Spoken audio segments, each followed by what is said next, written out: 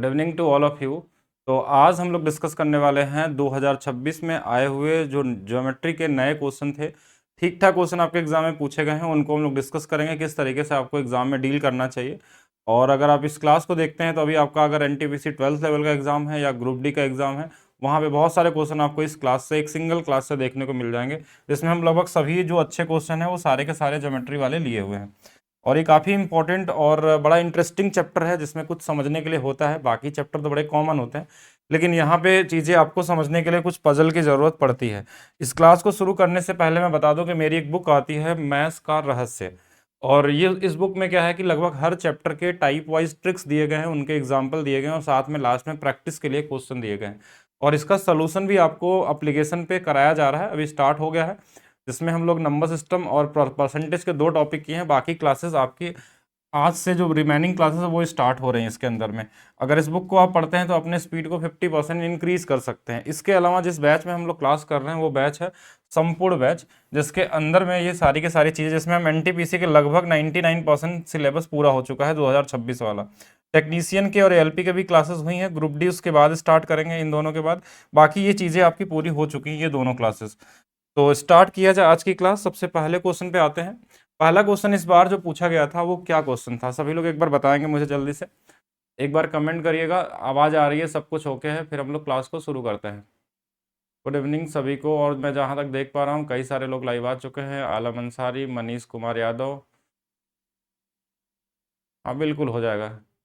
Book को लेने के लिए आप जो बुक है, जिनको बुक के बारे में चाहिए, देखिए इस अगर आप यूट्यूब पे इस वीडियो को देखेंगे तो लिंक में डिस्क्रिप्शन मिल जाएगा। इसके अलावा एप्लीकेशन पे maths by DP sir application में बुक वाले सेक्शन में आपको इसका लिंक दिया जाता है, वहां से क्लिक करके आप बुक ले सकते हैं। बाकी आप अमेजन पे ढूंढेंगे तो वहां पे भी मिल जाएगा। इस क्वेश्चन को देखिएगा, सही विकल्प का चयन कीजिए।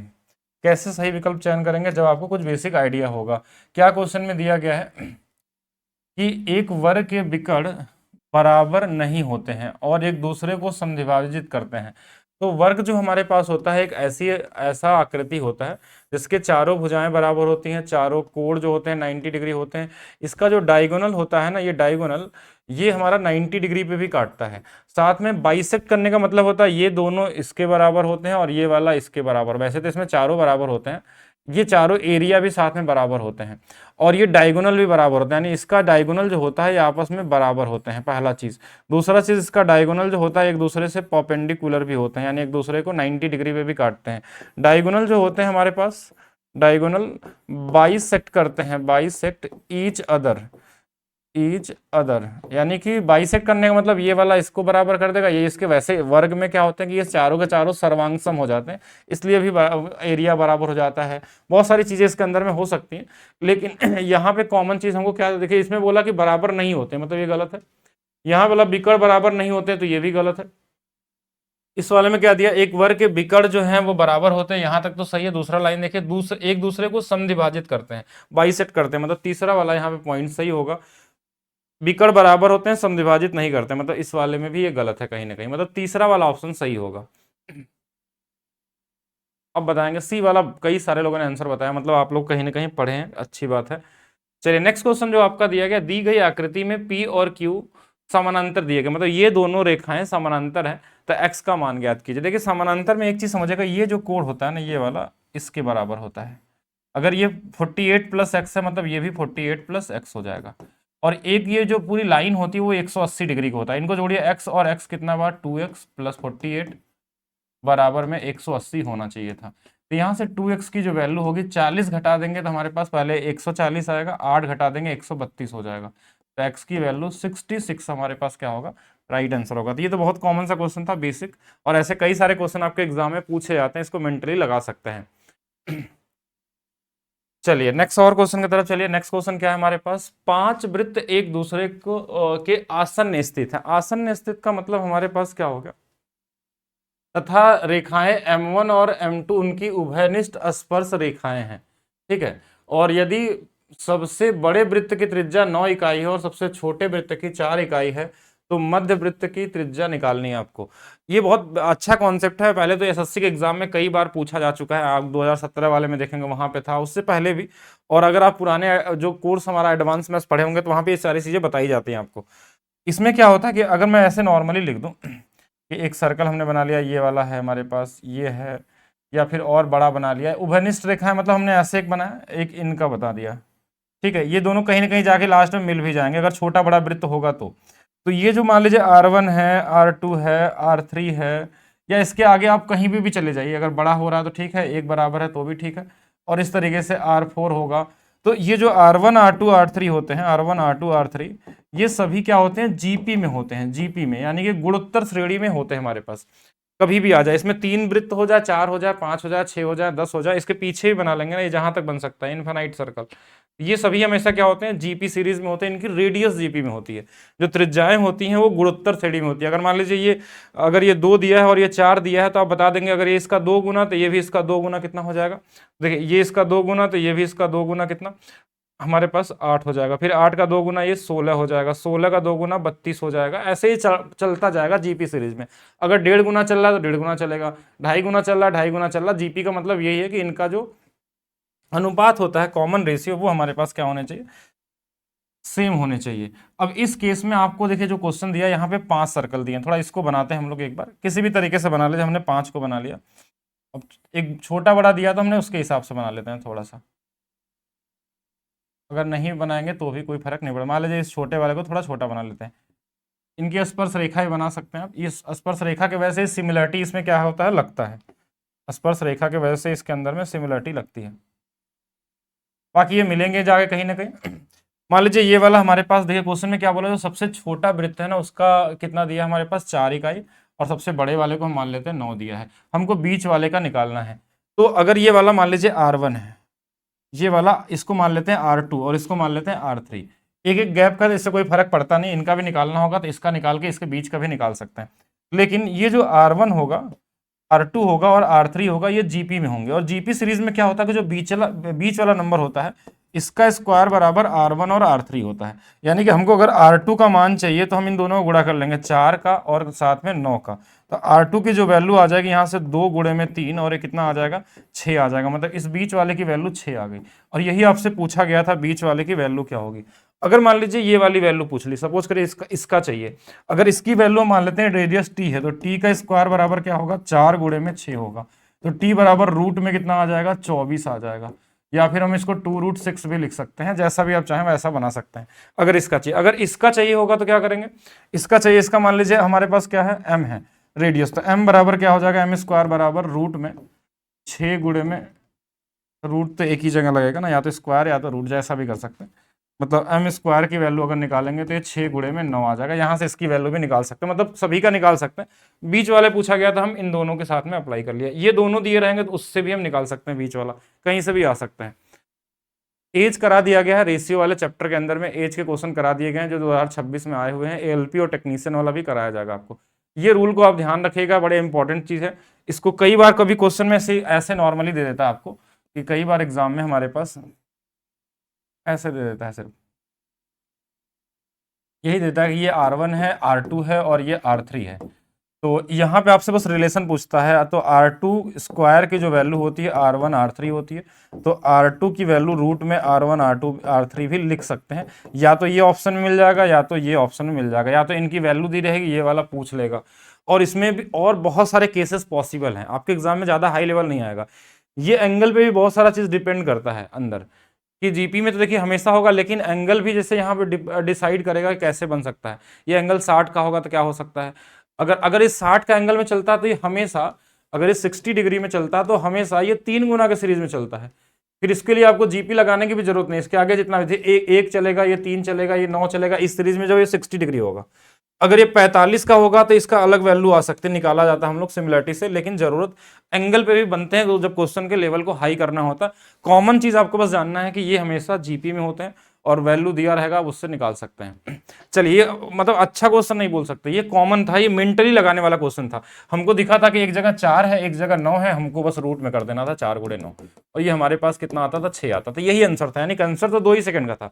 लेकिन कब, जब आपको ये बेसिक जानकारी रहेगी तभी तो हम करेंगे। हमने समझाने के लिए यहाँ लिखा, अगर आपको समझ में आ गया था, अगर पहले से पढ़े थे, तो आपको सीधा यही करना था। और ये बहुत बार चीजें बताई जाती हैं आपको क्लास के अंदर में, ठीक है। ये सर्कल का टॉपिक में आता है। तो नेक्स्ट चलते, मैंने एक बार फिर से डिस्कस कर लिया था यहाँ पे। Line P Q parallel to R S, यानी कि एक लाइन हमारे पास पी क्यू वो आर एस एक और लाइन है, आर एस इसके समानांतर है, ठीक है, ऐसा कहना चाह रहा है। और एक तिर्यक रेखा है ए बी, तिर्यक रेखा हमने मान लिया ए और बी इसका नाम है। ए बी जो है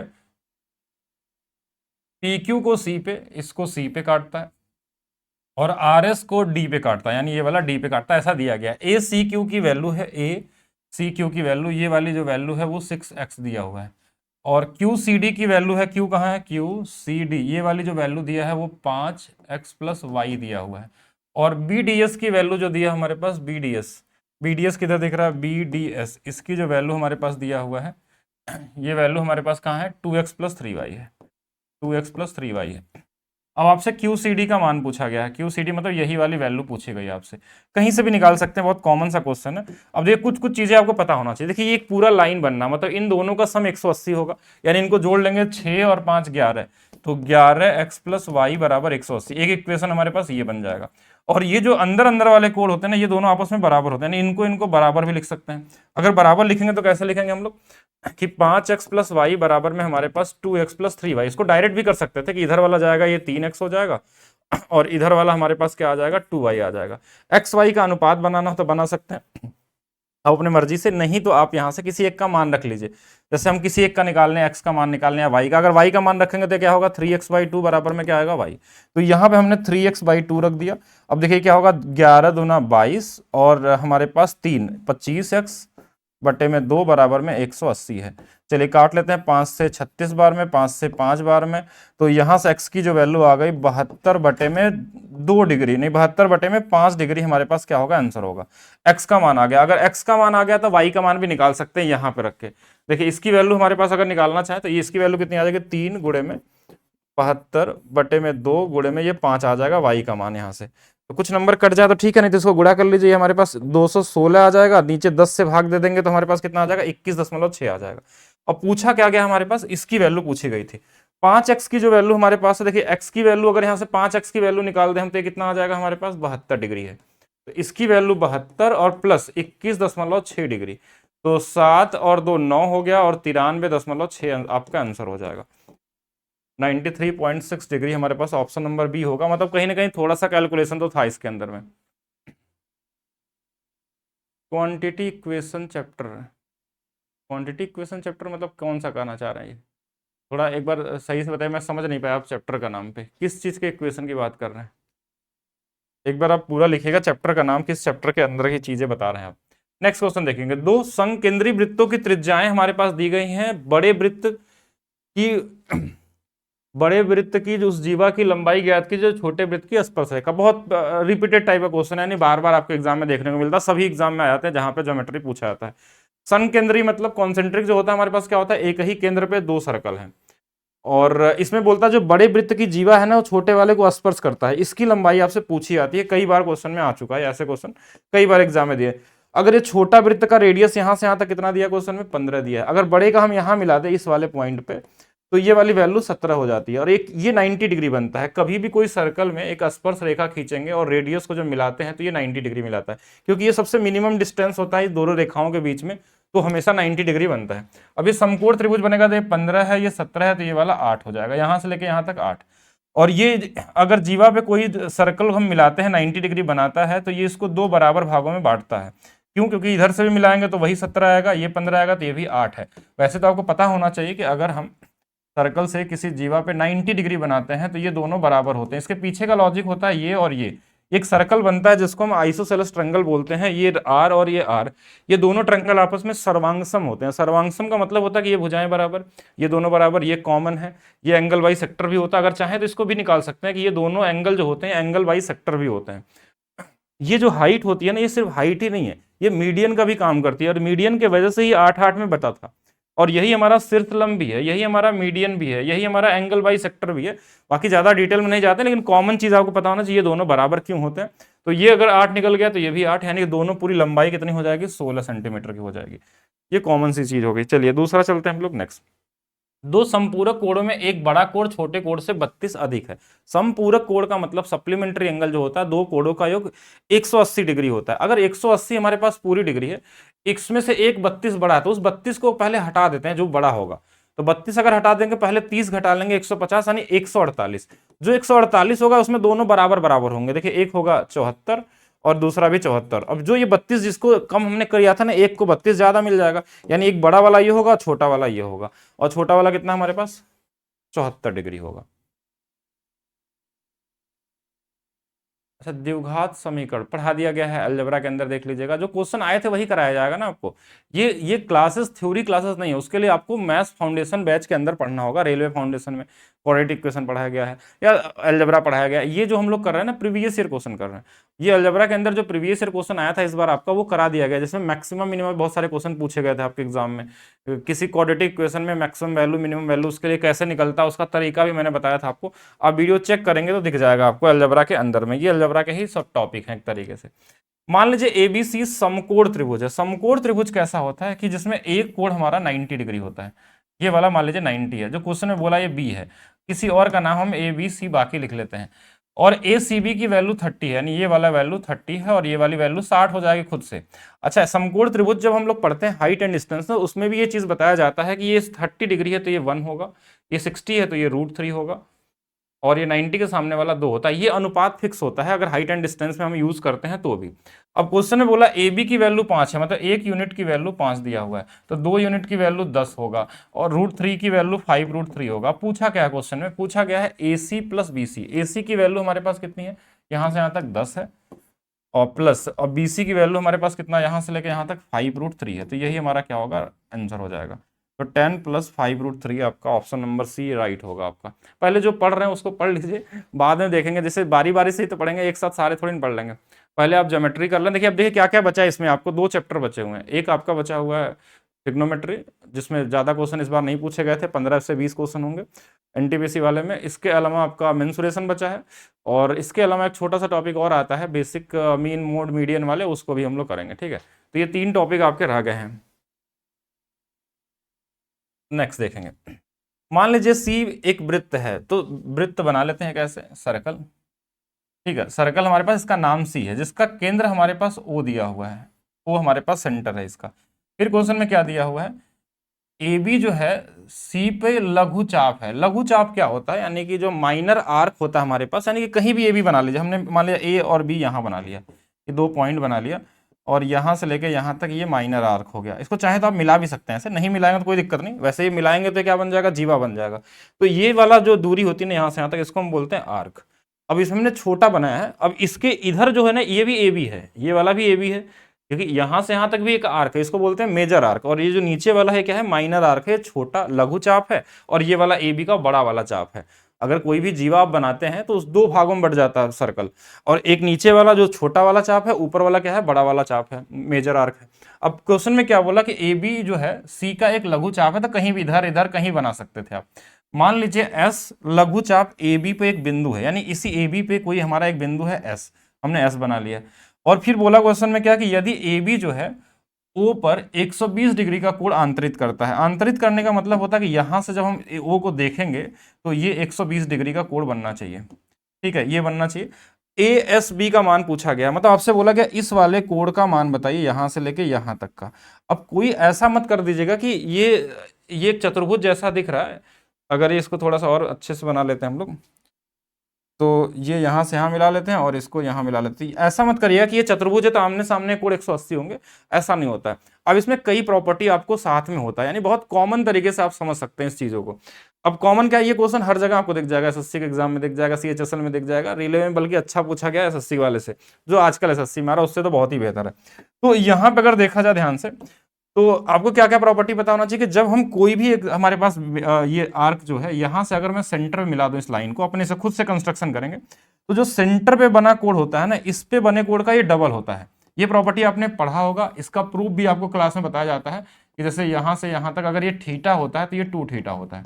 तो अगर ये 120 है ना, तो ये वाला 60 रहा होगा। ये चीज तो हमने निकाल लिया, ये हमने खुद से मिलाया, कहीं मिला सकते हैं। अब एक चतुर्भुज बनेगा यहाँ पे, उस चतुर्भुज को ध्यान से देखिएगा।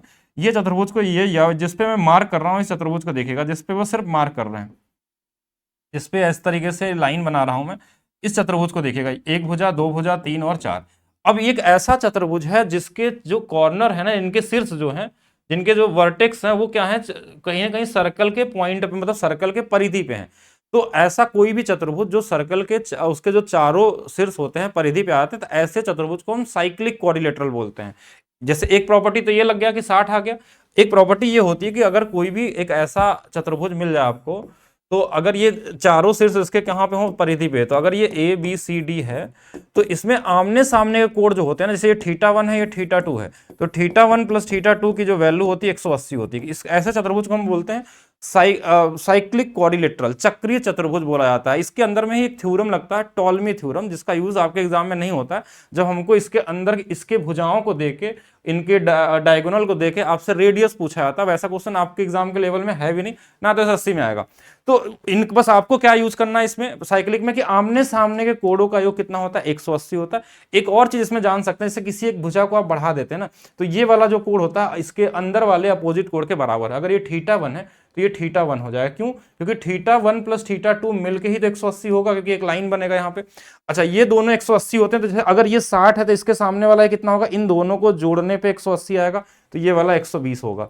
ये क्वेश्चन तो 2 ही 3 सेकंड का था, सिर्फ मैं आपको समझा रहा हूं किस तरीके से करना है, क्योंकि ज्योमेट्री में सबसे कम समय लगता है। अगर आपको प्रॉपर्टी क्लियर है तो आप सिंगल सेकंड में क्वेश्चन लगा सकते थे, यानी आपको कुछ करना नहीं था। आपको ये दिया था 120, ये 60 है, 120 हो गया, बस इतना ही करना था। यानी 3 से 4 सेकंड वाला क्वेश्चन है, लेकिन कब? जब आपको इसके पहले ये प्रॉपर्टी और ये दोनों प्रॉपर्टी पता हो, और इनका यूज करना पहले से आना चाहिए। आप सोचेंगे कि डायरेक्ट हम पहली बार पढ़ के लगा लें, तो नहीं, आप पहले से ज्योमेट्री पढ़े होंगे, उसके थ्योरी को 1-2 बार पढ़े होंगे, उस पर क्वेश्चन प्रैक्टिस किए होंगे।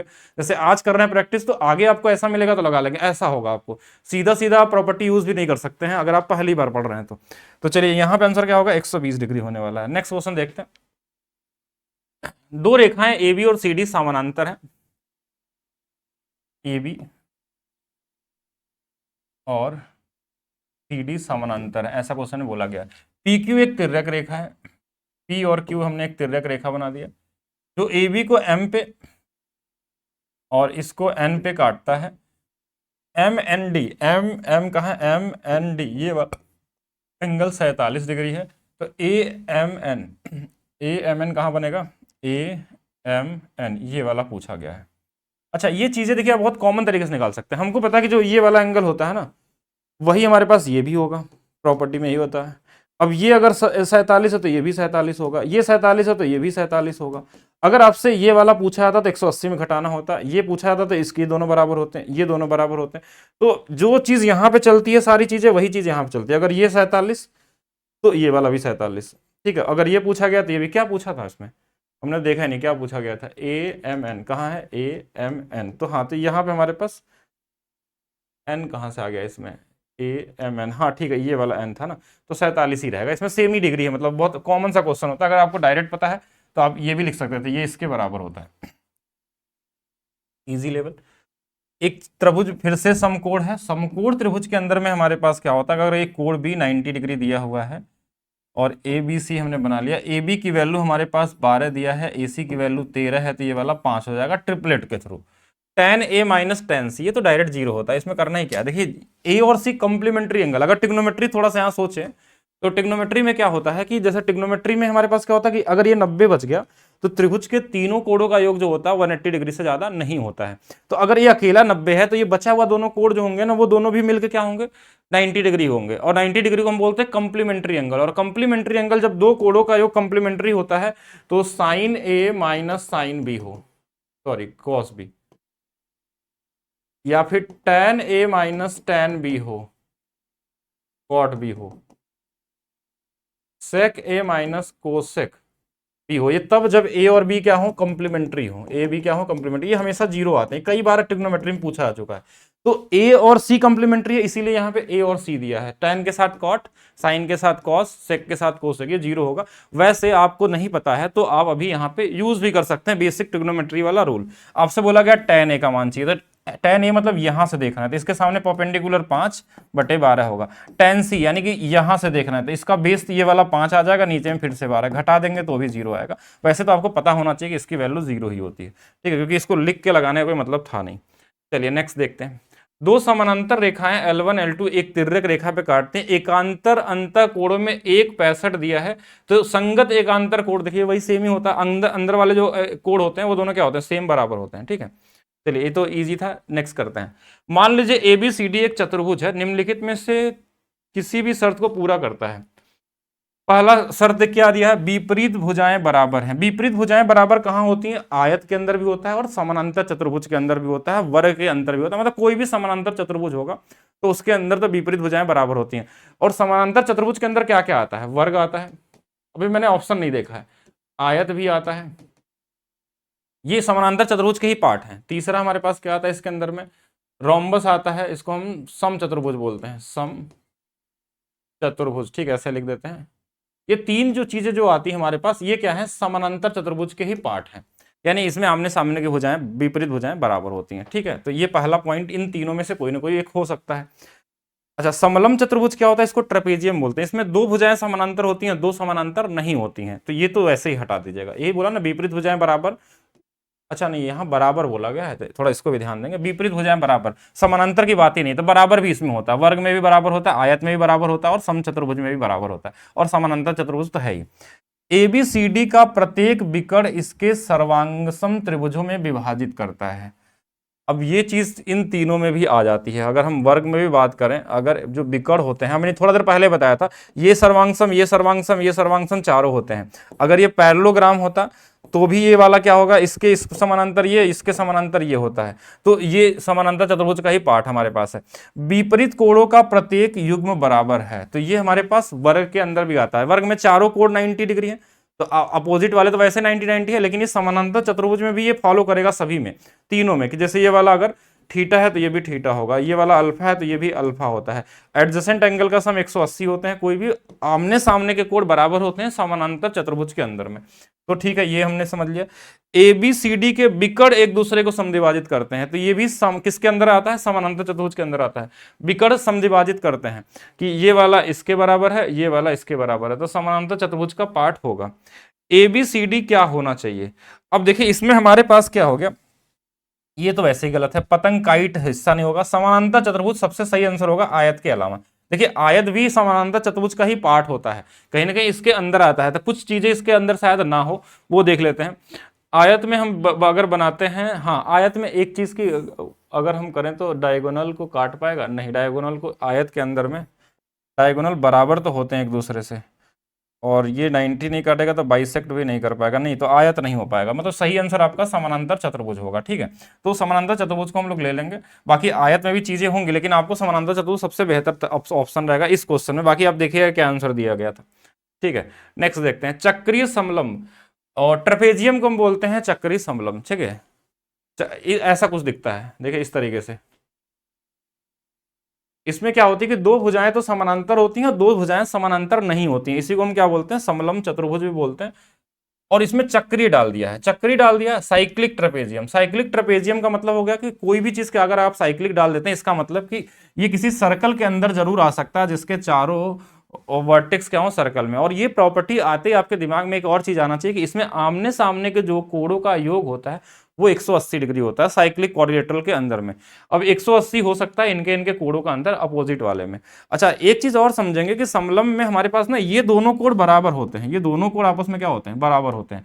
अगर ये हमारे पास क्या आइसोसेलेस ट्रेपेजियम है, आइसोसेलेस ट्रेपेजियम क्या होता है कि जब ये दोनों भुजाएं बराबर बराबर हैं तो ये दोनों कोण बराबर होंगे। इसमें हमारे पास स्केलन ट्रेपेजियम भी आता है। स्केलन ट्रेपेजियम का मतलब ये थोड़ी भुजा अलग होगी, ऐसा दिख जाएगा, मान लीजिए कुछ ऐसा बना हुआ है, थोड़ा सा इसको बड़ा बना दी, ये भी वही चीज है कि ये वाला अलग है ये अलग, तो इस केस में ये कोण बराबर नहीं होंगे।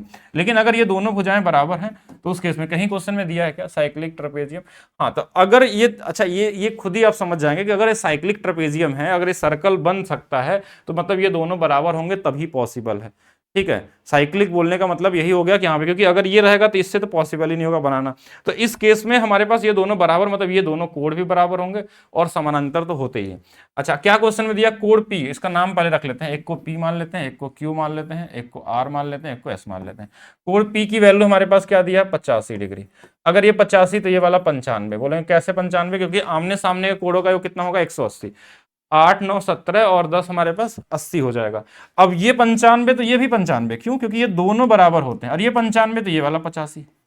अब किसके बारे में दिया गया, सबसे पहले दिया गया क्यू, क्यू की वैल्यू कितनी है 95, जो यहां नहीं है, क्यू की वैल्यू 85 है, तो ये वाला गया क्यू यहाँ 85 है, यहाँ 85 है, ये वाला भी गया, 95 नहीं होगा।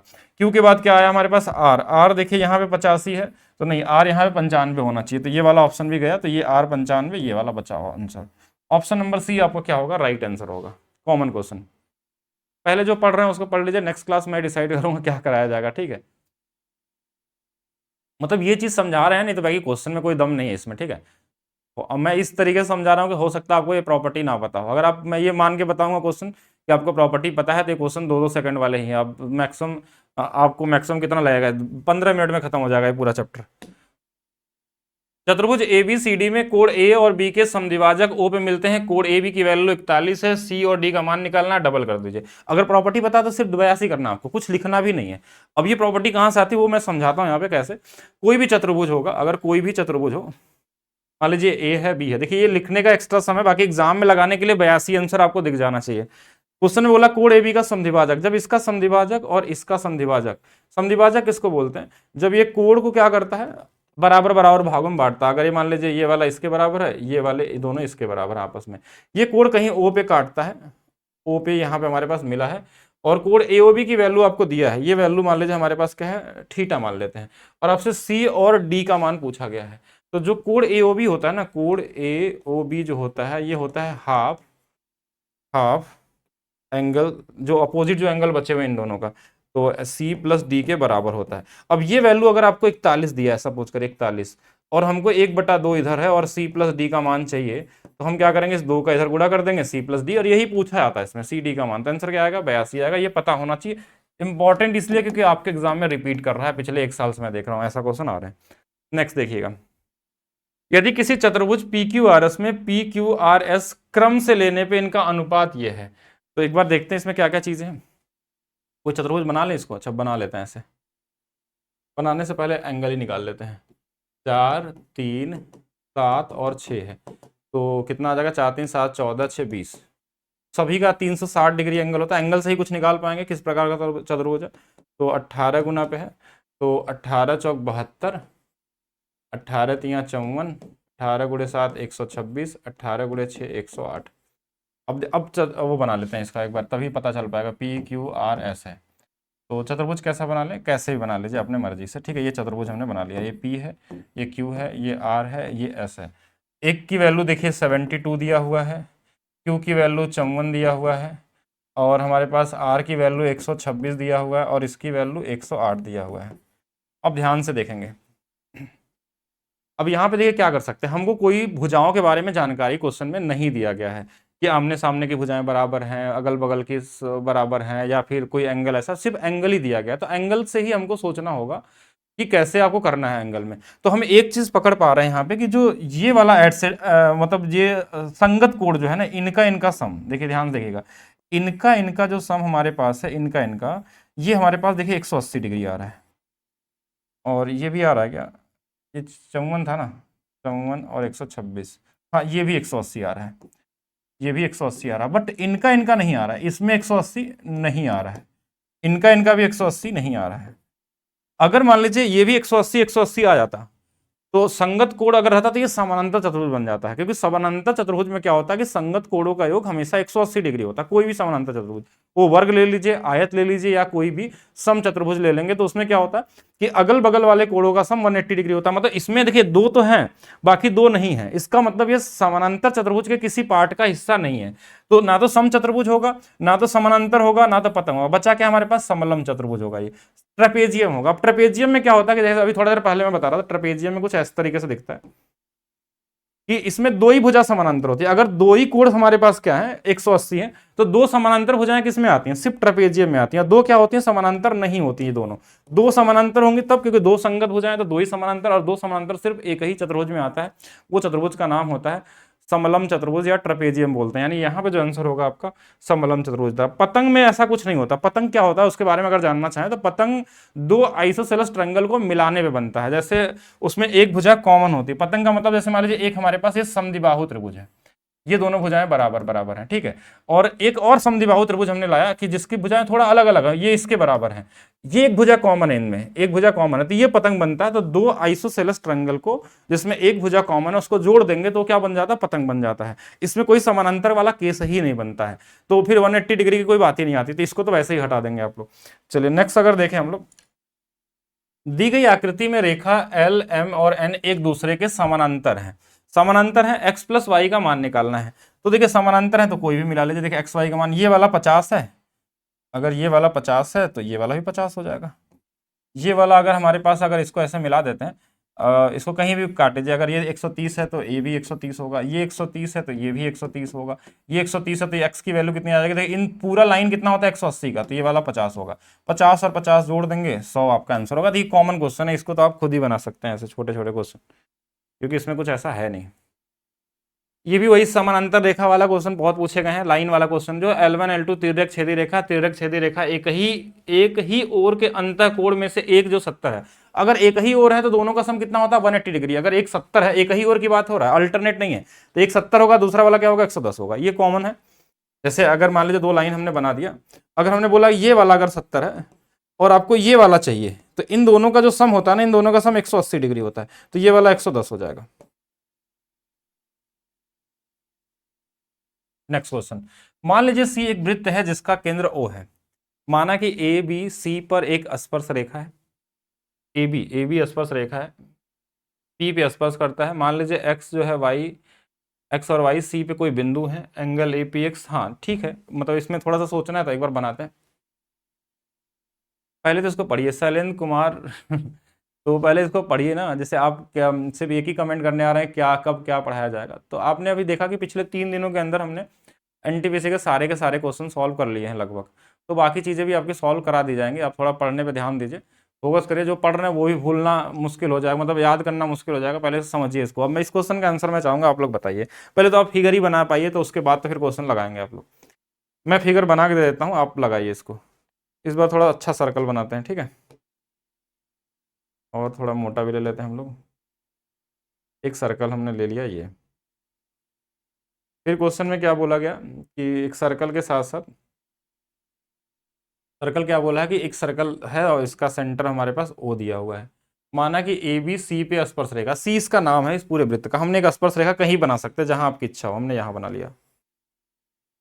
एक स्पर्श रेखा ए बी है, ए और बी, और सी इस प्रकार स्पर्श रेखा है कि ए बी पी पे स्पर्श करता है, यानी ये जो जहां टच करता है वो पी है।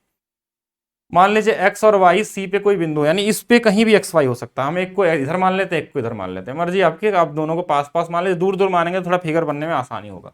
एक्स और वाई सी पे कोई बिंदु है, एंगल ए पी एक्स मतलब ए पी एक्स, अगर इसको यहाँ मिला दिया जाए, ठीक है, ए पी एक्स ये वाला जो वैल्यू है वो हमारे पास 50 डिग्री दिया हुआ है पूरा।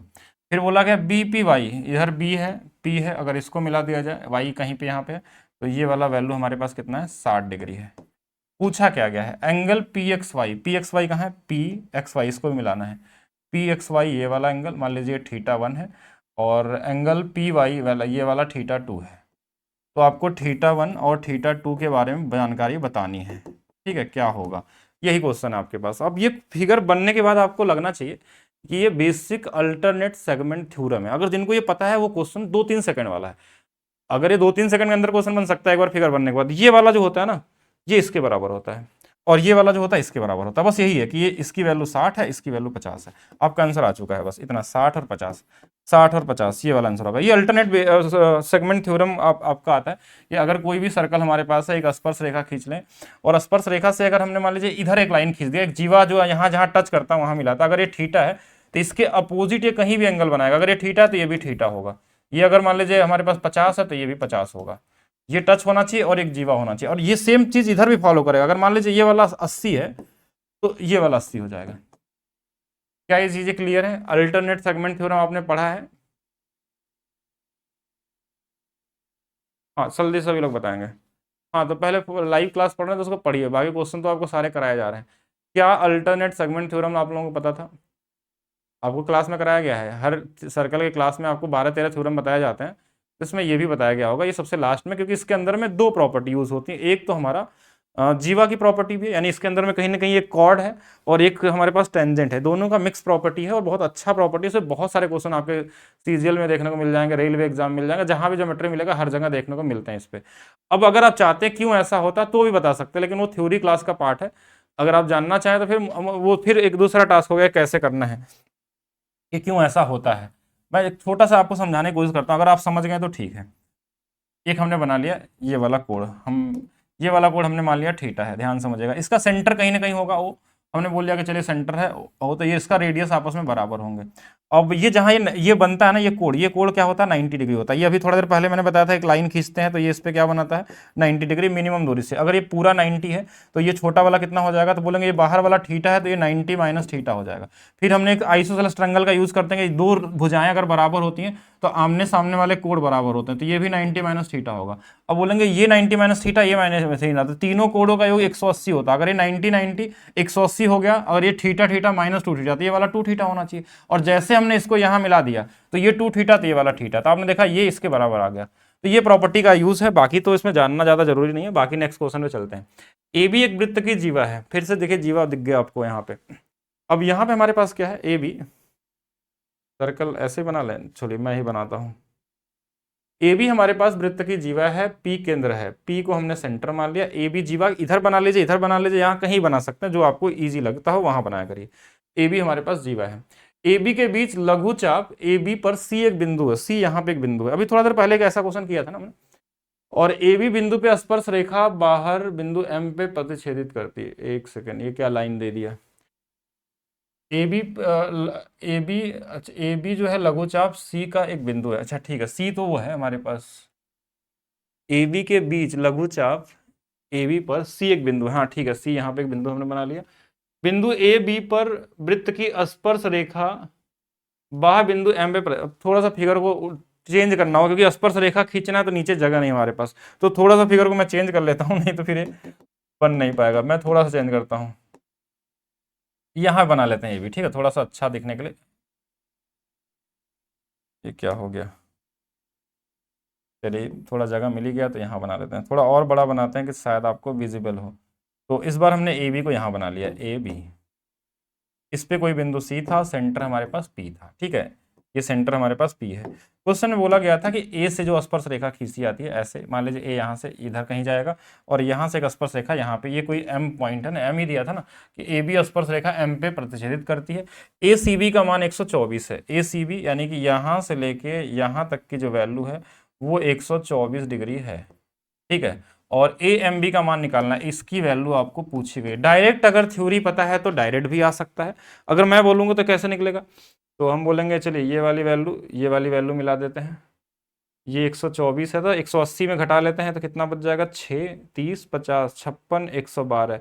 112 का मतलब हमारे पास 180 में 112 घटा लीजिए, वही आंसर हो जाएगा।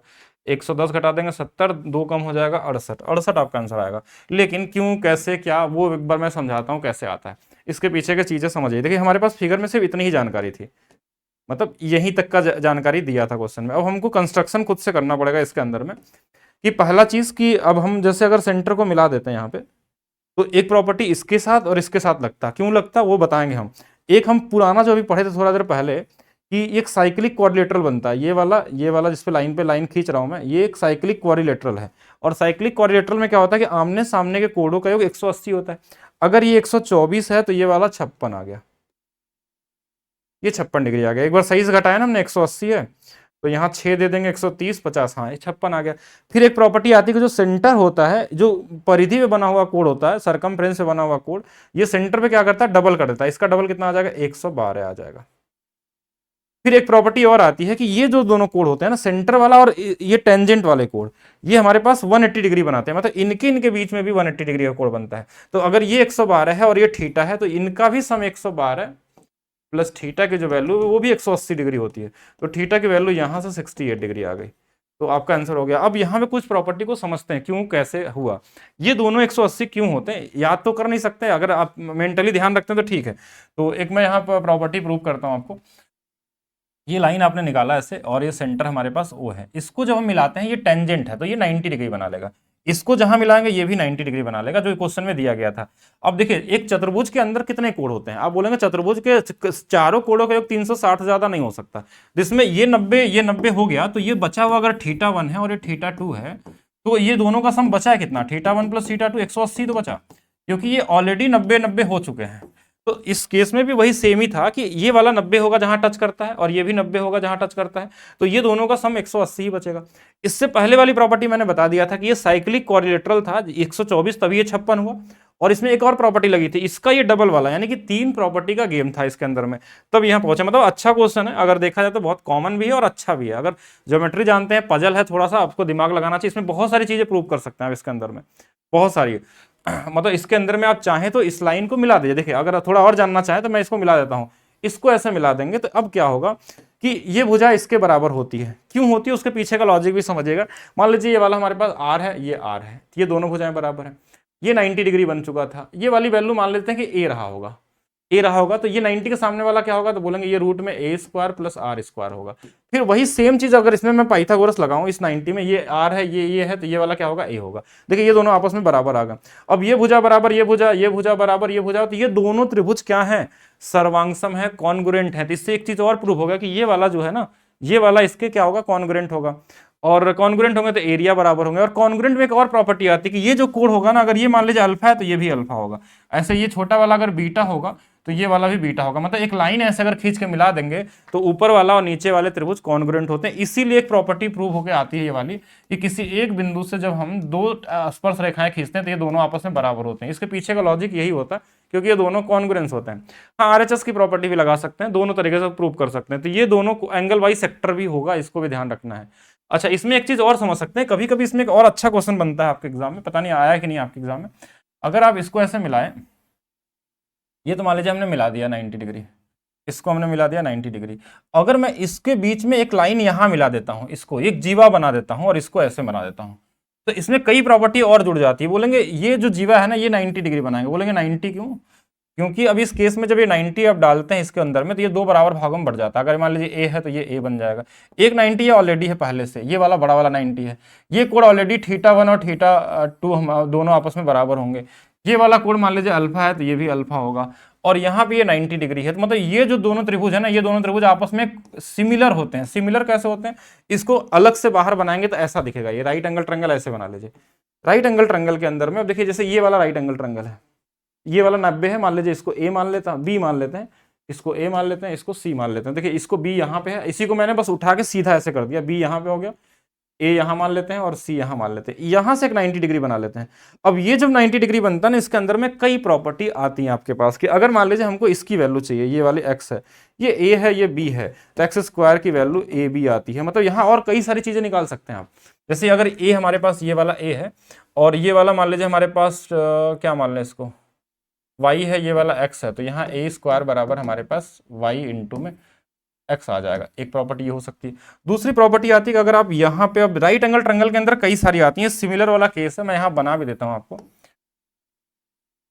अगर ये राइट एंगल ट्रायंगल में इस वाले पॉइंट से अगर a है, b है, c है और ये d मान लेते हैं। अगर आपको bd चाहिए, ध्यान समझिएगा, bd का स्क्वायर चाहिए, तो इसको a मान लेते हैं, इसको b मान लेते हैं, तो ये a इंटू बी होता है।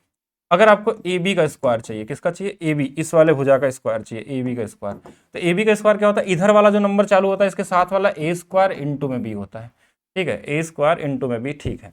अगर आपको बी सी का स्क्वायर चाहिए, यहाँ पे बी सी का स्क्वायर, इस नीचे वाले का, तो इधर से क्या है, ये बी स्क्वायर है, और हमारे पास नहीं, थोड़ा सा यहाँ गलत लिख दिया मैंने, इसको थोड़ा ध्यान देंगे नहीं तो गलत हो जाएगा। स्क्वायर नहीं होता, हाँ, पहले ये ए होता है, इंटू में ये पूरा होता है, ए प्लस बी होता है, थोड़ा सा गलत था। ठीक है, और इस वाले में हमारे पास क्या था कि इधर से BC है, तो इधर वाला ये आता कहाँ से, तो ये आता है हमारे पास किससे, ये आता है हमारे पास सिमिलरिटी के प्रॉपर्टी से। ये दोनों ट्रायंगल, इसके अंदर में 3 ट्रायंगल है, तीनों आपस में सिमिलर होते हैं, उससे ये 3 प्रॉपर्टी निकल के आती है।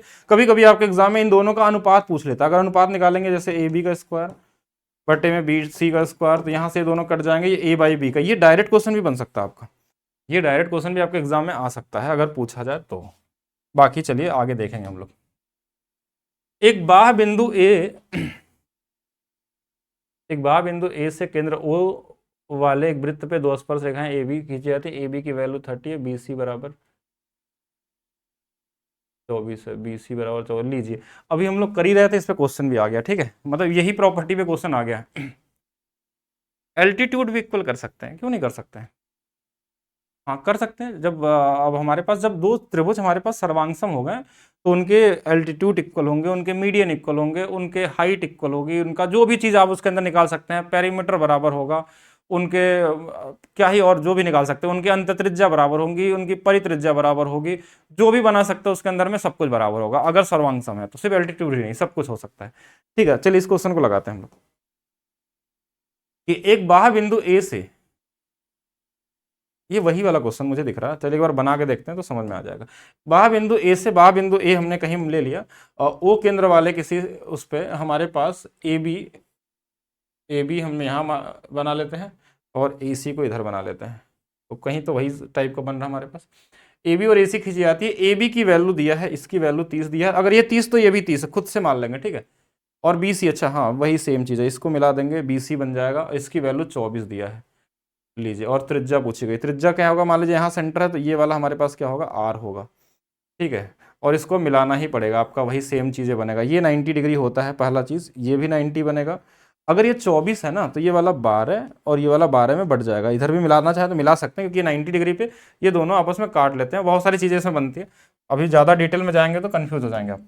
अभी अभी थोड़ा देर पहले हमने किया था, कुछ चीज़ें तो यहाँ देखिए निकाल सकते हैं हम लोग। देखिए इस वाले राइट एंगल ट्रायंगल में आप चाहें तो सिर्फ यहाँ से लेके यहाँ तक का, अगर चाहें तो हमको रेडियस चाहिए ना, यहाँ से लेके यहाँ तक की वैल्यू आप में, जैसे ये 30 है, ये 12 है, तो ये 90 डिग्री है, तो ये निकाल सकते थे। कैसे आ जाएगा, ये वाली वैल्यू आ जाएगी रूट में 30 का स्क्वायर माइनस 12 का स्क्वायर, तो 900 माइनस 144, 900 में 100, 800, 756, 756 किसका स्क्वायर होता है, 700, 729, 27 का होता है, तो 27 से थोड़ा ज्यादा आएगा, 27 से थोड़ा ज्यादा आएगा, हम 27 मान लेते हैं, क्योंकि रूट में निकालने का मतलब है नहीं, यहाँ क्वेश्चन में बोला नियरेस्ट इंटीजर, तो 27 मान लेते हैं। ये वाला कितना है, 27 है, यहाँ से यहाँ तक 27 है, लगभग ये है नहीं 27, 27 से ज्यादा है।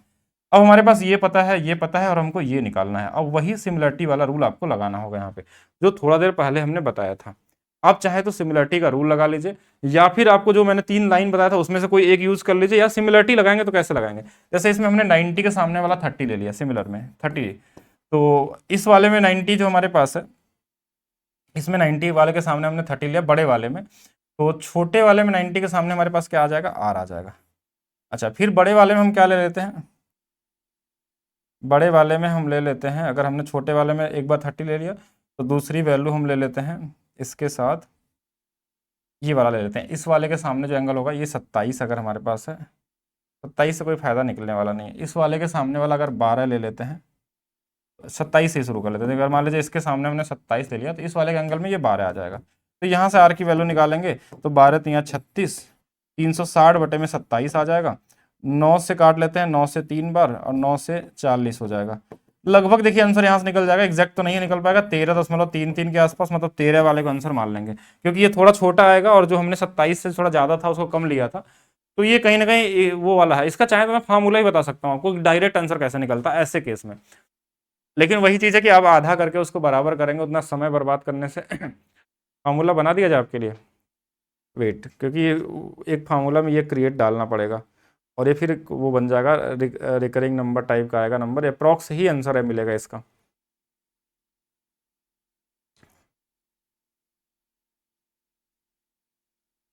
अगर मैं इससे हिसाब से बनाऊं तो ये डेटा दिया, इसका स्क्वायर इंटू में ये निकल जाएगा, इससे तो कोई मतलब है नहीं, ये वाला है नहीं, तो हमको हमेशा सिमिलरिटी ही लगाना ज़्यादा बेहतर रहेगा। तो हाँ यही सबसे ईजिएस्ट मुझे लग रहा है।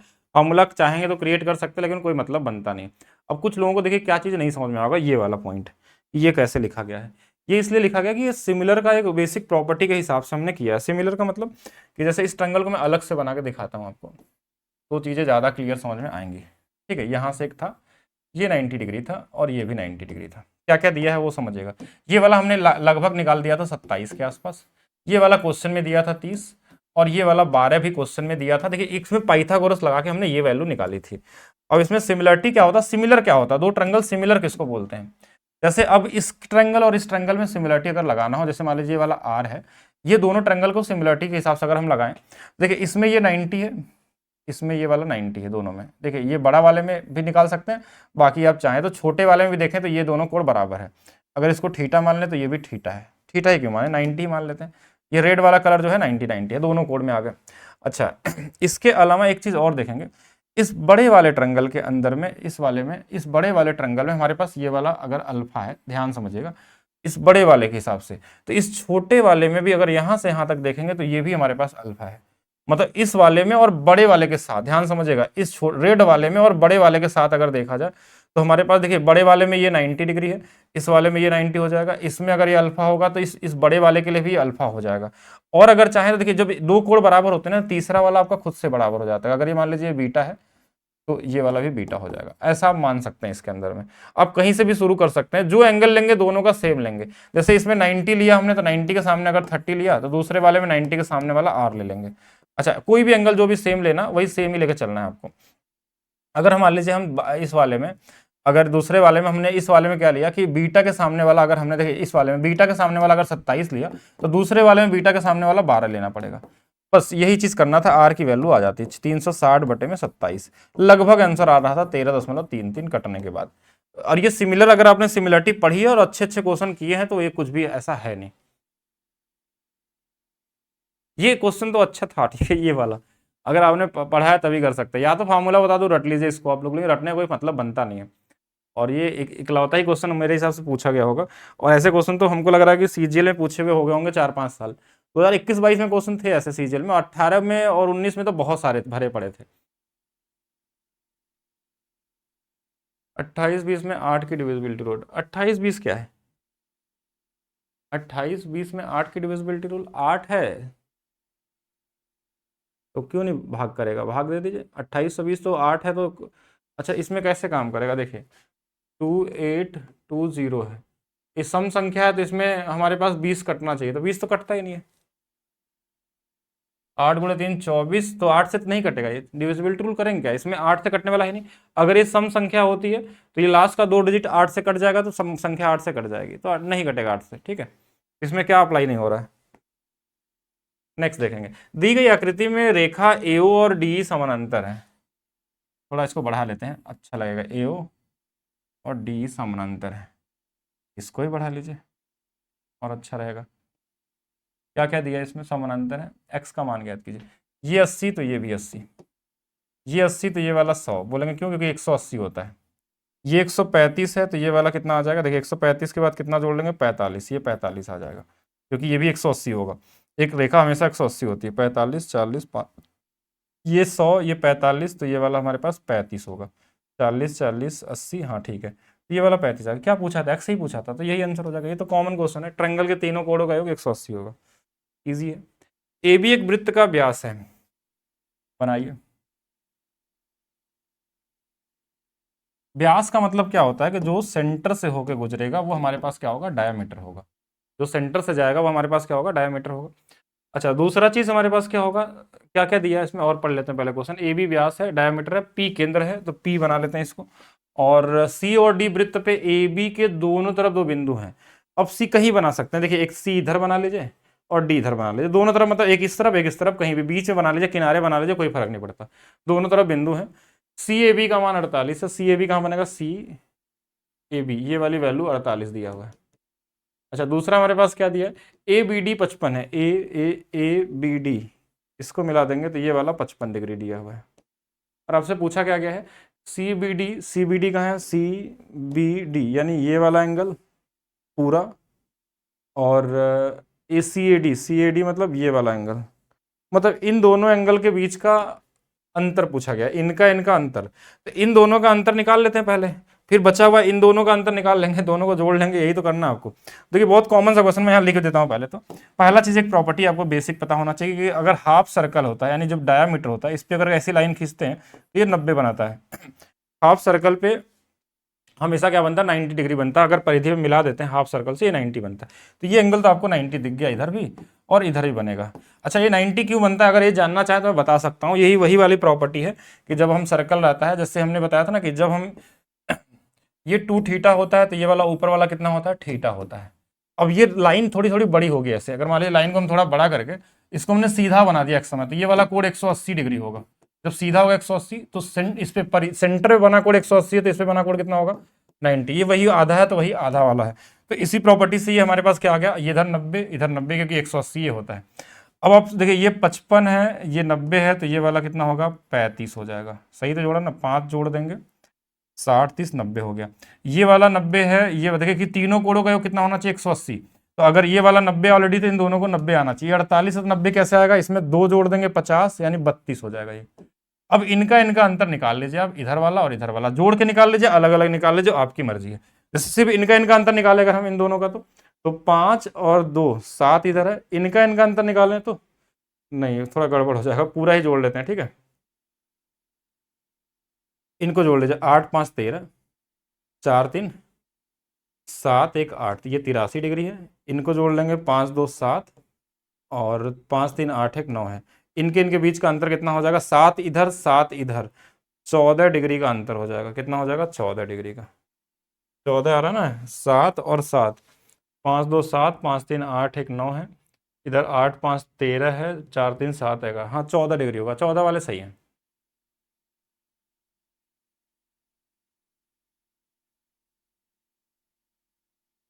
अलग आंसर बता रहे हैं क्या आप लोग, क्योंकि बड़ा करेंगे तो फिर बड़ा हो जाएगा।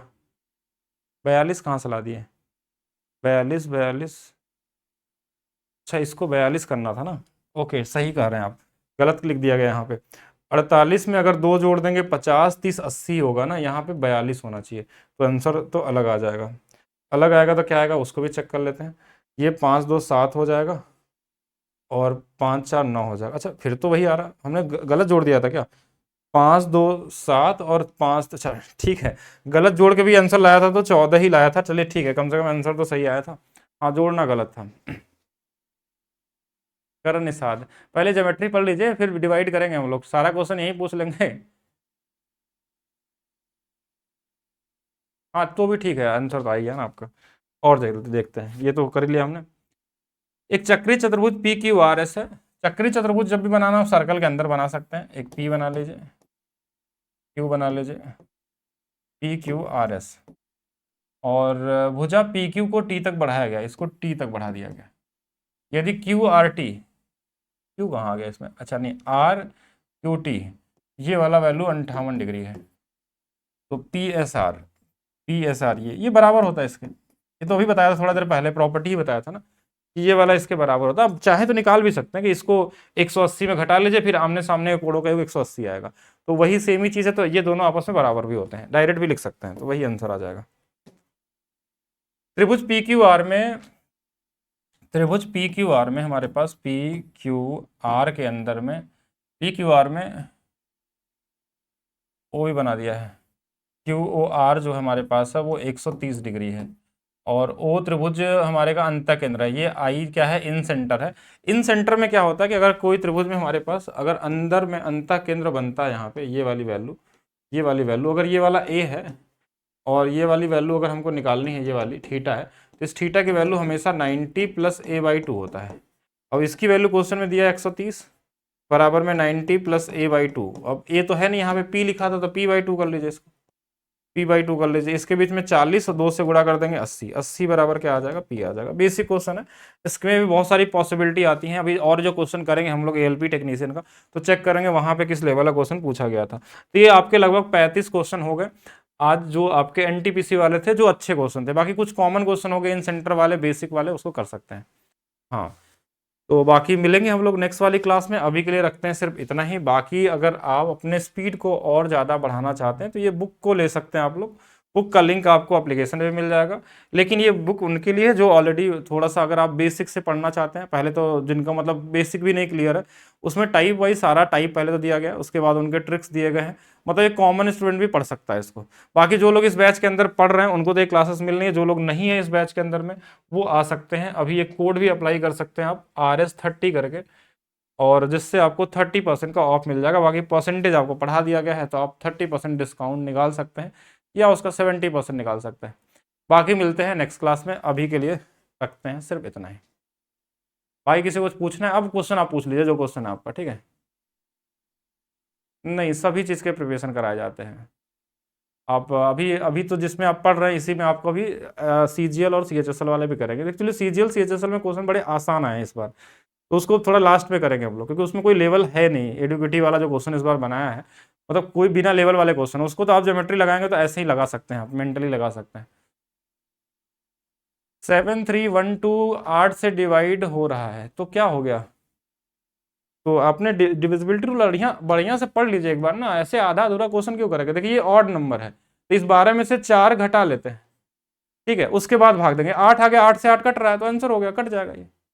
मतलब दो चीजें हैं, अगर डिविजिबिलिटी रूल में 8 की डिविजिबिलिटी ऐसे चलता है कि मान लीजिए हमने लिखा 5 3 7 और हमने यहाँ लिख दिया 20, और एक जगह हमने लिखा 5 3 8 20 लिख दिया। देखिए ये वाला ऑड नंबर है, ऑड नंबर रहेगा तो इसमें 4 कम कर लेते हैं और ये हमारे पास 16 आ गया। अभी 8 से कट रहा है ना, तो ये कट जाएगा पूरा नंबर। यहाँ सम संख्या है तो कुछ घटाते नहीं, इसमें 0 ही घटाते हैं। तो ये 20 में 8 कटेगा, नहीं कटेगा, तो ये नहीं कटेगा। बस इतना ही तो रूल है कि 3 डिजिट देखिए लास्ट के, या तो ये ऑड होगा या तो इवन होगा। इवन होगा तो सीधा 8 से भाग दे दीजिए 2 डिजिट में, अगर ऑड है तो 4 घटा के भाग दे दीजिए। यही बेसिक रूल है, इतना कर लीजिए, इतना ही करना है, ठीक है। और किसी को कुछ पूछना है तो बताइए। हाँ ट्रिक सीखिए, अभी आप लोग पढ़िए उसको, आपको एक फ्री क्लासेस दी गई है उसको पहले पढ़िए, बाकी आपको ज़्यादा समझ में आएगा एक बार पढ़ेंगे तो। RS 50 कर दिया जाए, ऐसा क्या करना आप लोगों को? अगर कोड अगर 50 चाहिए तो मैं कर सकता हूँ, ऐसा कुछ नहीं। जब मैं फ्री क्लासेस दे सकता हूँ तो 50% भी किया जा सकता है, लेकिन वो एप्लीकेशन पे ही रहेगा, ठीक है। एप्लीकेशन वालों के लिए कर सकते हैं हम लोग, जो लोग ऑलरेडी किसी बैच में होंगे। बाकी कितने लोग चाहते हैं RS 50 कर दिया जाए तो बताइए, तो उसके हिसाब से करेंगे हम लोग। चलिए बाकी मिलते हैं नेक्स्ट क्लास में, जैसा होगा आप लोग बताइएगा, उसके हिसाब से करेंगे हम लोग। अभी के लिए रखते हैं, सिर्फ इतना ही। हाँ डेली लाइव होती है 3 क्लासेस आपकी एक ही साथ, सभी बैचेस के लिए जो काम हो जाए आपका। आपका जैसे आज तो 2 ही चली है, आज तो हमने इंटरेस्ट किया और ज्योमेट्री किया, तो ज्योमेट्री थोड़ा सा मेंटली आपको थोड़ा वो करता है, मेहनत ज़्यादा करवा देता है, आप सोचने लगते हैं, पढ़ने लगते हैं, तो इससे ज़्यादा नहीं करना आपको, ठीक है। बाकी आपको यूट्यूब पे भी क्लास मिलेगी ये ज्योमेट्री वाली। बाकी देखिए सारी क्लासेस जो होती हैं एप्लीकेशन पे होती हैं, इसी क्लास में से कुछ कुछ क्लासेस आपको यूट्यूब पे भी देखने को मिलती है। जैसे अभी NTPC की मैंने लगभग आपको 12 से 13 क्लासेस लिया, जिसमें 2 डेमो क्लासेस आपको यूट्यूब पे थी, एक ज्योमेट्री का भी जाएगी। बाकी इसके अलावा कोई क्लास नहीं मिलेंगी आपको यूट्यूब पे। अगर मिलेगा भी तो वो अलग होगा, अलग अलग टॉपिक के होंगे, उनके मिक्स क्वेश्चन होंगे, इस तरीके से क्वेश्चन दिए जाते हैं। तो मिलते हैं बाकी नेक्स्ट क्लास में, अभी के लिए रखते हैं सिर्फ इतना।